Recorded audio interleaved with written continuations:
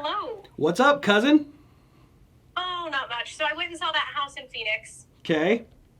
and it's shockingly, well maintained. It's overgrown outside. I think the past 5 years the mom has been sick, and she passed in November. Okay. And so the one daughter has been living with her, but she's not in charge of any of the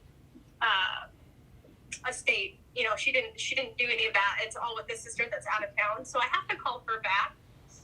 But Hey everyone, this YouTube video is a little different. I was in the middle of creating content, doing some YouTube videos and TikToks, and I get about 2 to 3 calls a day from students, and this student's actually my cousin. She called, and I decided just to keep the cameras rolling and help her through a situation. This was actually her very first lead. She's brand new to the program. It was her very first lead. She's in Phoenix, Arizona, and she went on the appointment, and we kind of went through that appointment. I recorded this, and I wanted to share with you this video. The things that you're going to be able to take away with this video is you're going to be able to understand how we talk to these sellers, how we identify, do they want to work with a investor or not, how to identify that, how to really understand the situation and the needs of people, and the importance of doing this stuff properly, right? And setting expectations with your seller.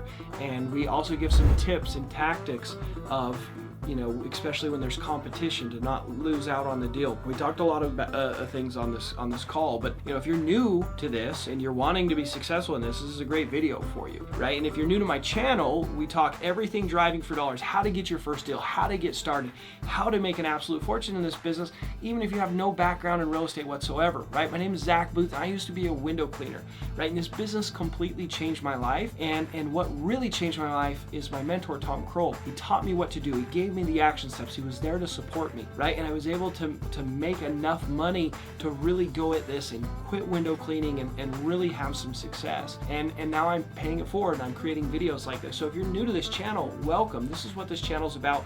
Make sure you subscribe and hit that bell icon. Hope you enjoy this conversation with my cousin, and you guys learned a ton and have an amazing experience on your own doing this business and make an absolute fortune.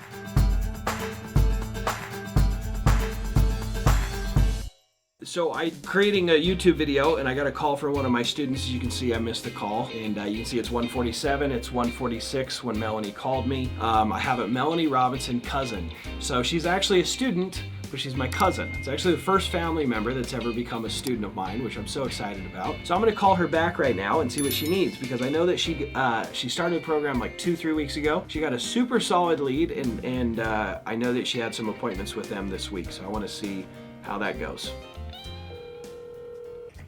hello. What's up, cousin? Oh, not much. So I went and saw that house in Phoenix, Okay. and it's shockingly, well maintained. It's overgrown outside. I think the past 5 years the mom has been sick, and she passed in November. Okay.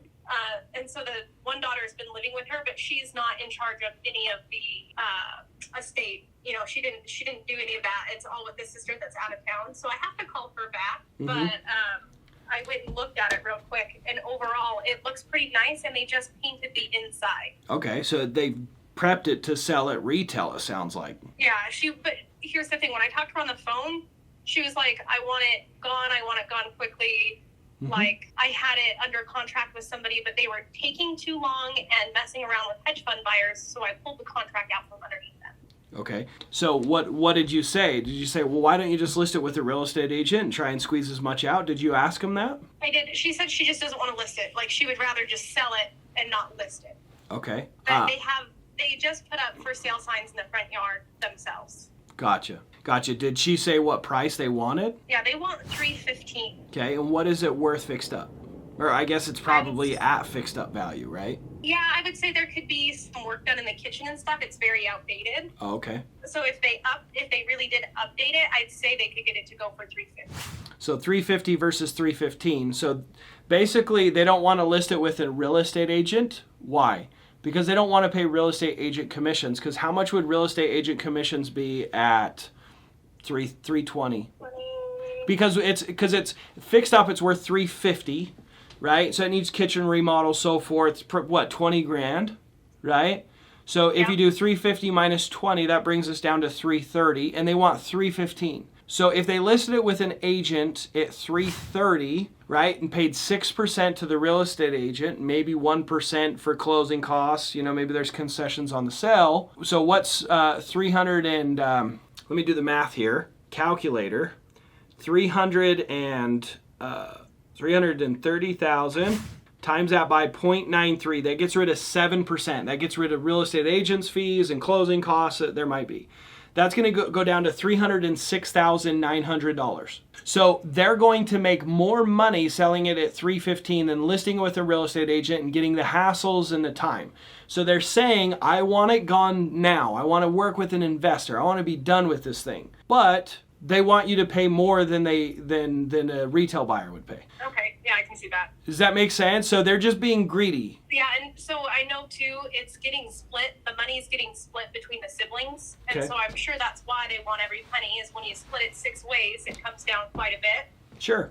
But So at the same time, when you split it 6 ways, if you take a chunk out to have it done cash, you're still getting more per person. yeah. So what I would say is this: your break even right now is at about 306. Right? So what I would say is, listen, you're basically asking me to pay more than you would get if you just listed it with a real estate agent and went through the hassle, right? Like you're saying you want speed and convenience and you want to work with an investor, but you're not at investor prices, right? Like I'm not even close to where you need to be. I know you want speed and convenience, and I know you tried to work with another investor, tried to make it work, but you're priced too high. You're priced way too high. So it's fine, keep looking. Best of luck to you. I'm going to be somewhere around, and I would go somewhere around, I would say like 240 to 280. I'd give them that range. Okay. Yeah, I would just give them a range, and the reason we give the range, right, Melanie, is we're not locked in at a number, because once you just give them a solid one number, that's a mistake. They're going to shop it around. Yeah, they're like, oh, okay, that's a good bench point. We'll get another offer higher and we'll never call you back. I was just talking to Tyler Ambert, another student yesterday. He's like, dude, I'm so frustrated. I had this guy and we agreed on a price and he's like, yeah, like I'll sign it, send the, I just leave me the contract and I'll talk to my brother. Guy was full of crap. He called the next investor, right? And the next investor paid $2,000 more and Tyler's like, what an idiot. Like $2,000 more, I maybe could have paid more than that, but like he just, he wasted my time just to get a price. Right. So I never give a price, but I set a range where I'd be happy anywhere within that range, especially if they're high in the sky on what they want. Because if they want to work retail and squeeze out as much as they want, they can. But you got to help them understand that they're saying they want one thing, but their actions show another. Okay. And Right. that makes sense. Yeah, so it's like someone saying, it's like me going to my wife, be like, babe, I want to take you on the nicest date and treat you good, and we go to McDonald's.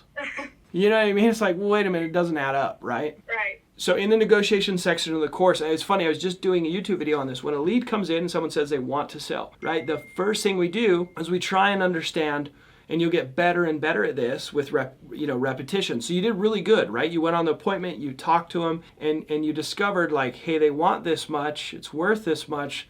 What they're saying doesn't add up, right? So you can set those expectations in the range and see if they'll come down, but they probably won't, right? Yeah. Because they're shopping it, they're, putting a sign out in the yard themselves, they're fixing it up, they're not wanting to sell for speed and convenience, right? The dude that goes to the pawn shop, remember, we're a pawn shop for houses. So I'll give you another example. Let's say someone's got this really cool knife, right, that they built. And they go to the first pawn shop and they're like, I want $150,000 for this thing, right? And they're like, dude, it's worth $10. Well, I'm super motivated. I want to sell it for 150. I'm so motivated to sell this thing. I need the cash today. Okay, dude, I can give you $10. You know what I mean? It's like, is he really motivated? No. Yeah, he's just not, right? So there's when you go to pre-qualify people, you did good by hearing what they said, but you also have to look at their actions, right?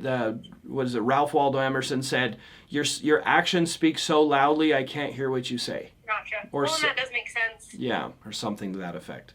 Well, hopefully that helps you. I mean, I would still give them that range, and I would have that conversation with them. I'd say, hey, listen, like I know that that's what you want, and I hope you get it. But there's no way I can pay that much. I honestly don't even think you guys would clear that much if you just listed it with an agent. I think you're wanting to not pay an agent because you want to squeeze out as much as you can.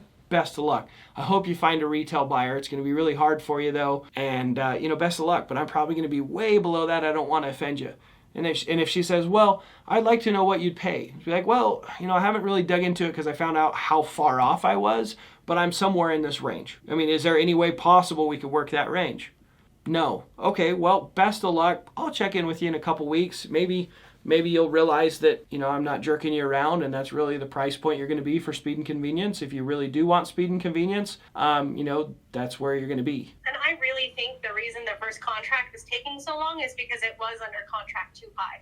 Oh yeah, because there's a ton of people that don't know what they're doing, and they're going to put it under contract, and that's kind of one of the frustrations with people that don't have a mentor or a guide to teach them, is they just throw stuff under contract, and which is not the worst thing in the world, right? Because they're learning and they have an inspection period. But then they have all these high hopes and expectations that it's worth more, 3 times more than it really is. I've seen that a lot in the Facebook groups that I've joined and trying to network with people. Yeah. I see lots of people who post their deal and then a couple days later post their deal, bringing the price point. Yeah.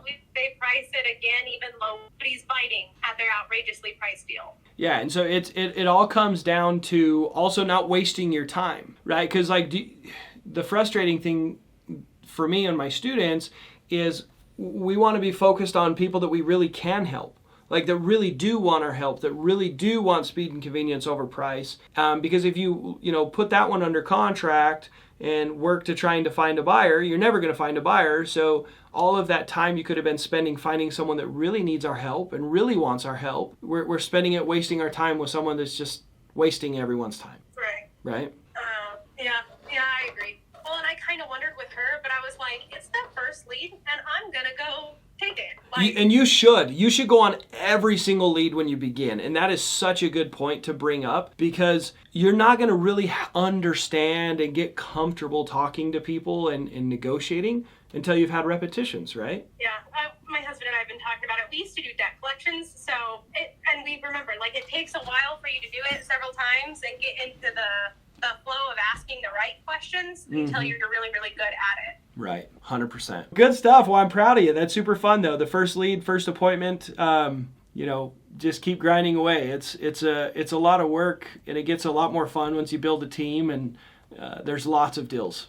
I'm looking forward to those very much. Well, thank you for giving me the honor of helping you and getting you started in this. Yeah, thanks for your help. I'll let you know how it rolls out. Okay, sounds good. Talk to you soon. Okay, thanks. Bye-bye. All right, bye.